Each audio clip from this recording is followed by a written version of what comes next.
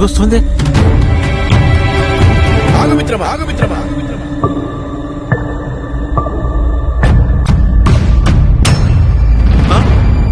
నన్ను చూసి కాదు రైతు సోదరా, నీ అజాగ్రత్తను చూసి భయపడు. నువ్విలా ఈ విద్యుత్ ఉపకరణాలను నేరుగా తాకడం వల్ల ఏమవుతుందో తెలుసా? ఏమవుతుంది? నువ్వే చూడు.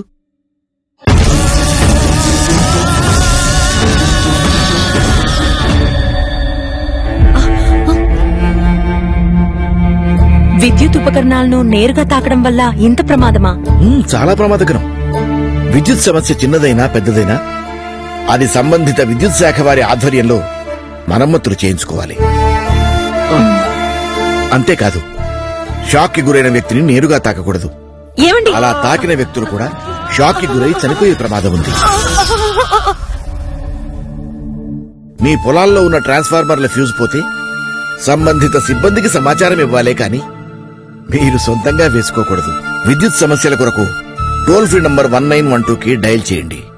ఓ రైతు సోదరా, పంటకి నీళ్లు ఒక్కరోజు ఆలస్యమైనా నష్టం లేదు, కానీ నీకేమైనా అయితే నీ కుటుంబానికి జరిగే నష్టానికి బాధ్యులెవరు?